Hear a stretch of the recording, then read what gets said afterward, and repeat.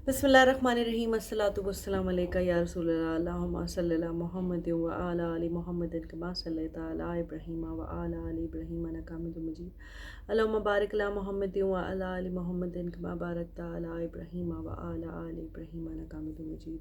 अस्सलाम वालेकुम मेरी प्यारी बहनों, मेरे भाइयों, मेरे सब फैंस। उम्मीद है आप खैर खैरियत से होंगे और अपनी अपनी ज़िंदगियों में मसरूफ़ भी होंगे, लेकिन अपने रब को भी राज़ी करने की कोशिश कर रहे होंगे।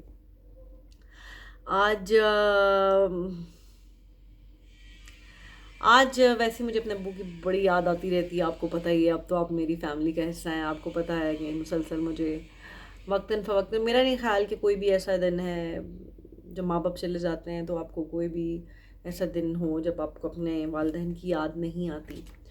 और मेरे लिए मेरे वालिद मेरे बाप भी थे, मेरे दोस्त भी थे, मेरी माँ भी थे।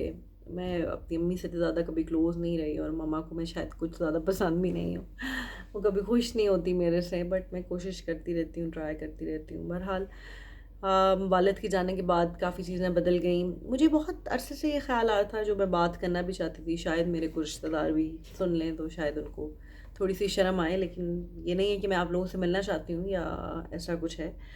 लेकिन मुझे एहसास ये हो रहा था कि मेरे वालिद का इंतकाल हुआ, उसके बाद मेरी दादको वाली साइड से सब ने हमसे मिलना छोड़ दिया। जैसे कि शायद सिर्फ़ उनसे ही ताल्लुक़ था, तो वो ज़िंदा थे तो हम ज़िंदा थे। मतलब कभी पलट के पूछा ही नहीं कि हमारे भाई की, हमारे बच्चे की बेटियां कैसी हैं, उसके घर बार वाले कैसे हैं, हाल चाल ही पूछ लें। कोई ईद, कोई शबरात, कोई कमी दुखी खुशी में। मेरी सिर्फ एक फुप्पो हैं जो वक्तन फ़वक्तन कॉल करती रहती हैं, कभी कभी आ भी जाती हैं मिलने। उससे मुझे एहसास होता है कि इनको मेरे अब्बू से बहुत प्यार था, जो ये हमें मिलने आ जाती हैं या हमसे बात कर लेती हैं। इसी सोच से करती होंगी ना कि मेरे भाई के बच्चे हैं।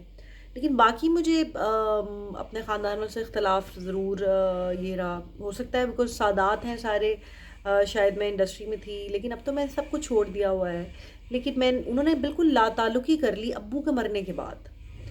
वरना अब्बू ज़िंदा होते थे तो सबको काम भी होते थे हमारे से। अब्बू बहुत सारे काम भी करते थे सबके, शादियों में भी इनवाइट होते थे, हर चीज़ होती थी। लेकिन उसके बाद अब्बू के मरने के बाद क्या सारे रिश्ते मर जाते हैं? ये कौन सा इंसाफ है? मुझे तकलीफ़ हुई इस बात की। मैं काफ़ी दिनों से रियलाइज़ करी थी और मैं बोलना नहीं चाहती थी। फिर मैं देखती हूँ कज़न्स की तस्वीरें, सबकी शादियों की तस्वीरें हैं, सबकी फंक्शंस हैं जिस पे मुझे नहीं बुलाया जाता। शायद मैं इंडस्ट्री में हूँ इसलिए, लेकिन इंडस्ट्री तो मैंने छोड़ दी 3 साल से। नहीं, सिर्फ बात मेरी नहीं है, बात मेरी वालिदा की भी है, बात मेरी बहन की भी है। लेकिन मतलब इन लोगों को क्या लगता है क़यामत में इनको ये हकूक़ुल इबाद का हिसाब नहीं देना होगा? क्या मेरे अब्बू इनसे पूछेंगे नहीं कि तुमने मेरी बेटियों को पूछा ही नहीं? मैं तुम्हारा ज़िंदगी में इतना ख़्याल रखता था। मेरे वालिद बहुत ख़्याल रखते थे अपनी बहनों का, अपने भाइयों का, सबका। हर हर रिश्ता उन्होंने बहुत अच्छी तरह से निभाया है। अपना हक तक उन्होंने दे दिया अपने बहन भाइयों को। लेकिन अफ़सोस, क्या कर सकते हैं? अफ़सोस ही कर सकते हैं।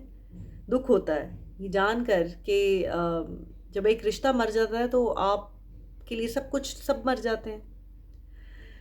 कहने का, ये बात करने का मकसद ये था कि सारे रिश्तों से लाताल्लुकी मत करें। मेरे तो छोड़ देंगे, तो मैंने अपने दिल की बात दुःख आपसे कर लिया।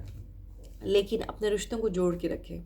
कहीं आपकी कोई बहन या आपका कोई भाई इस दुनिया से चला जाता है और उनकी औलाद ज़िंदा है, तो उनका ख़्याल रखा करें। उनका उनका कुछ नहीं कर सकते तो हाल वाल ही पूछ लिया करें कि तुम ज़िंदा हो, तुम ठीक हो, कुछ चाहिए। चलो कुछ भी ना हो तो ईद पे मिल लिया, कहीं शबरात पे मिल लिया, कोई गमी खुशी में मिल लिया। क्योंकि ये अल्लाह ने रिश्ते हमारे जोड़े हुए हैं। तो ये अल्लाह के जो रिश्ते हैं, ये कुरान पाक में भी है कि इनसे ला ताल्लुक़ी, इनको मत तो तोड़ें। अच्छा जी, आज की जो बाप से बात शुरू हुई थी और कहाँ से कहाँ निकल गई। आज की जो हदीस मैं आपसे शेयर करना चाहती हूँ वो भी इसी हवाले से है। हज़रत अबू हुरैरा रज़ी अल्लाह ताला अन्हु से रिवायत है कि नबी करीम सल्लल्लाहु अलैहि वसल्लम ने इरशाद फरमाया, 3 दुआएं ख़ास तौर पर कबूल की जाती हैं जिनके कबूल होने में कोई शक नहीं। औलाद के हक़ में बाप की दुआ, मुसाफिर की दुआ और मज़लूम की दुआ।